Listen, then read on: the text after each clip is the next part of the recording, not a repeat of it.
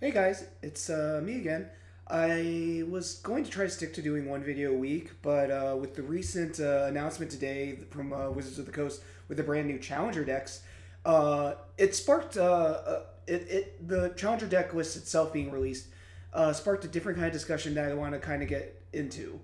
And that is the last BNR announcement. Now, it seemed like a lot of players were hoping or expecting for Faithless looting and consequently some other busted cards in the format to get banned, while other people were saying, no, that's not necessary. I personally fall into the camp where I don't feel it's necessary, but let me go over some other things real quick first.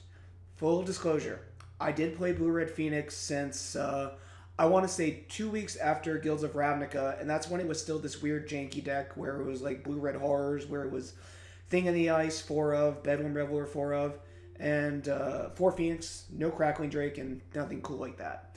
So I've been on that deck for a while. I only recently started running Tron instead, and that was just to try something different because I wanted to try another, well, I mean, not a good version of a Tier 1 deck, a spicier version of a Tier 1 deck.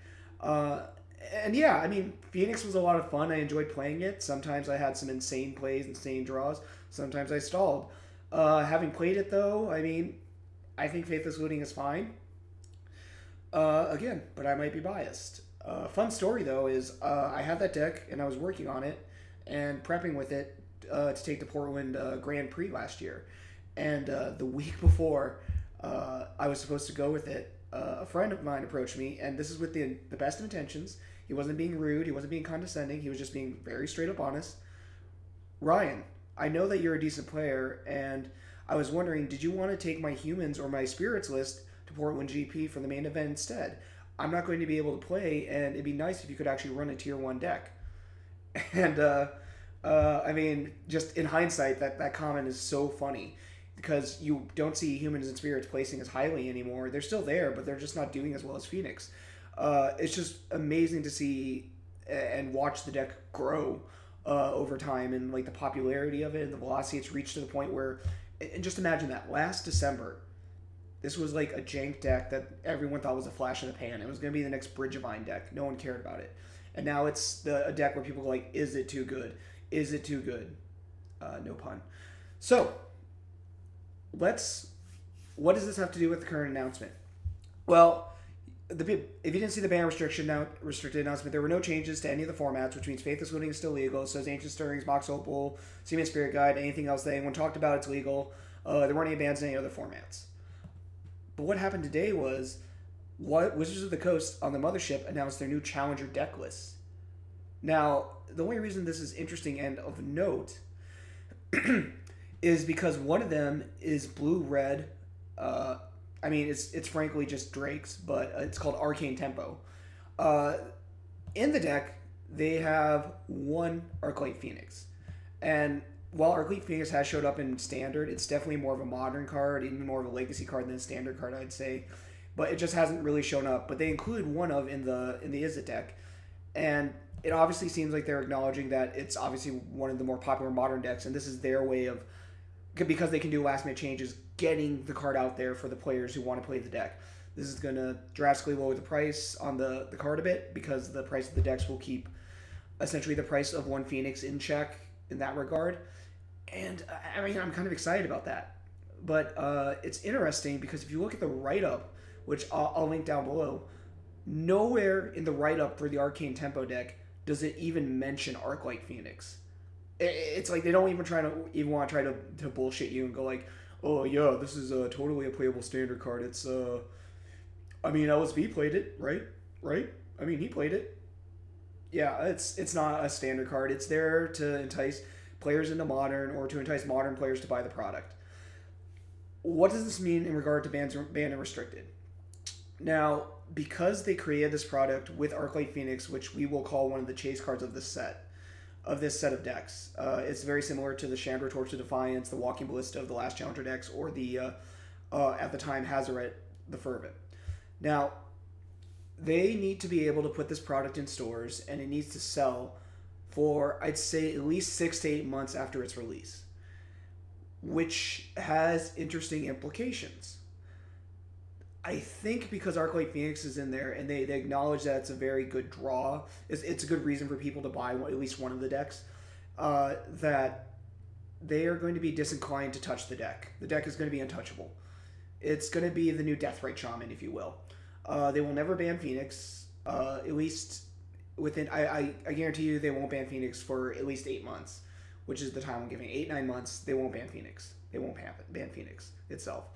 They may ban Faithless Looting, but I don't think they want to take the gas out of one of the strongest decks in Modern as being one of the main reasons to buy the Challenger deck. Why would they do that? That's just silly in their eyes.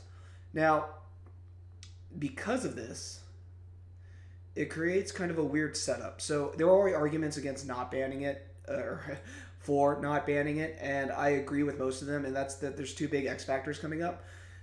First of all, there's a new London Mulligan rule that's going in at the London Magic Fest.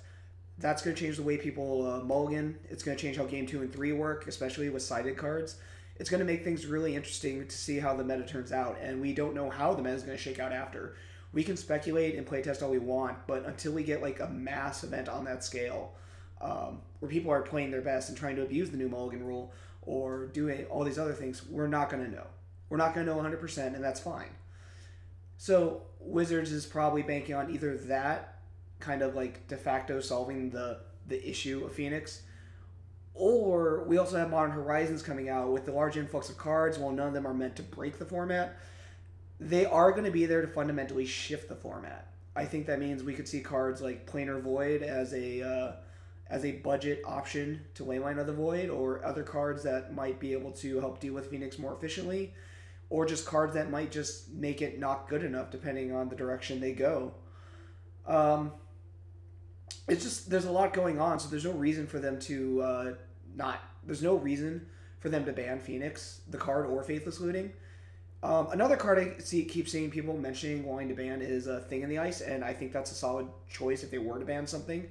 I personally love Thing in the Ice. It's one of my favorite cards. I like having the reaction on my opponent's face when they go like, okay, Phoenix, your Thing in the Ice is on 1 counter, are you going to flip it? I'm like, no, I'm good.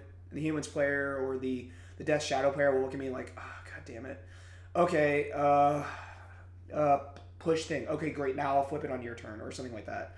Or, I mean, they're pushing on my turn. Either way, the idea is that I like, when I played Phoenix, I love holding players hostage by leaving Thing in the Ice on 1, and just, like, casting Drakes or casting Terramanders or Swift Spears and just getting in for that little bit of damage. It's such a strong card. I'm giving you a good reason to ban it. Another reason is, I think with Phoenix doing so well, what will happen in Modern is what always happens in Modern. The meta will adjust. So currently we're seeing cards like Surgical Extraction spike really high. It's abnormally expensive right now. I'm glad I got my playset when they were cheap. Humble brag. Because I got 2 playsets and sold some at the Portland GP, which lost value, whatever, I don't care. We're going to see the meta shift, I feel like. With Dredge and Phoenix placing so high consistently, I think what's going to happen, especially with... there's a lot of Phoenix players for some reason leaning into Pyromancer's Ascension, and I feel like that's a bad choice personally. But again, that's me. So, I feel like we're going to see a lot more turn 0, turn 1, mass graveyard hate. And the reason for this is because while Crackling Drake says no to that, I think cards like Terramander, which are becoming more and more popular in the Phoenix list, are really, really punished by this. And I'm not even mentioning the Mono Red Phoenix list, but they still run Bedlam Reveler, and that's one that's super punished as well. I am so confident, in fact, of this. Not that I'm like just shelling out hundreds of dollars for these, but I actually ordered 2 copies of Leyline of the Void just to resell later. I got a decent deal on them, like 20 a piece. eBay's great, guys. 20 a piece, and I feel like we're going to see a large increase in those in Rest in Peace, which makes sense. We're going to see an increase in budget Mass Graveyard Hate. We're going to see more Tormod scripts. We might see more Ravenous Trap. Hell, if people are desperate enough, we might just get some Legacy tech and run Fairy Macabre. Who knows? Overall, though, the banning is not going to happen. I don't think it's going to happen anytime soon. It's not going to happen in the lifetime of the deck. I think people just need to balance it out. I mean, they need to just run more interaction in regards to that. You have to adjust to the meta. For example, before I ran Phoenix, I ran zombie tribal because I was working under the theory, and it actually worked out really good until I'll explain what happened.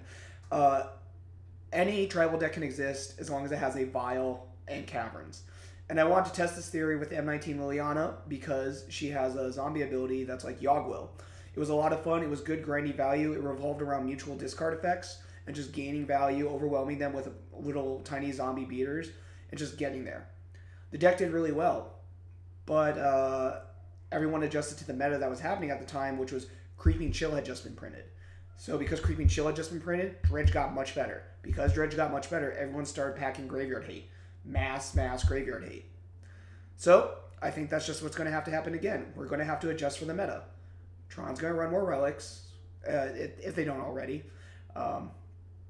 And people are going to run more RIPs and ley lines. Yes, Phoenix can pack hate for Graveyard Hate. They can blow up Grafdigger's cages. They can't blow up ley lines or RIPs easy. Dredge, yes, they'll pack Assassin's Trophies or whatever to blow up their stuff, or Ancient Grudges. But again, it's not going to be as easy. I think once the meta adjusts and we, again, have a healthy balance, we'll kind of see it fluctuate in and out, just like any other deck. I mean, heck, remember last year? GDS was, people were questioning whether Grixis Death Shadow was too good. People were like, it's too good to have a 1-drop that's a 5-5 that becomes a 9-9. It's broken, it's busted. It's not fair. It's not fair. It's going to be banned. It has to be banned. It has to be banned. I do see the argument that Faithless and Ancient Stirrings occupy the top decks right now, but again, yeah, they're cantrips. They're cantrips. I get it. Or they're card selection, and technically it's card disadvantage, but it's just they aren't doing enough. And we get into this, I don't want to necessarily say slippery slope, but I like to say if you give a mouse a cookie thing. I've seen this happen online. If we ban Faithless Looting, then why aren't we banning Ancient Stirrings? Because that's not fair. Okay, sure, we'll do that. Great. Now, why does Mox Open City and Spirit Guide get to exist? Good point. Let's ban those. And we get to the point where all we have is Serum Visions. And then I think even then, people would start bitching, man, these control decks, they get their turn 1 Serum Visions, and now Jace is still here? Man, Jace is so good. So we have to ask the question for ourselves, would we rather have Modern be Standard Plus or Legacy Light? I kind of feel like Wizards is leaning towards the latter, because Legacy Light seems like a lot more fun. It's different enough from Standard that it attracts a whole different level of players. But again, we have Horizons and the London Mulligan coming out, so it could, who fuck if I know, it could be anything. Anyway, guys, these are just some of my thoughts. If you could leave a comment below, insult me, tell me I'm trash, do something. I just so desperately crave the attention. I need it.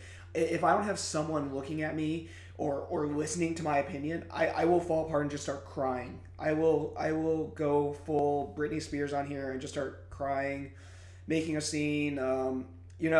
I hope one day to get big enough where I can lose it all saying something very, very insensitive to a certain race. Just something horribly offensive that would undo all the work I've ever done. That's my goal in life. Anyway, everyone, have a great time and have fun playing Magic.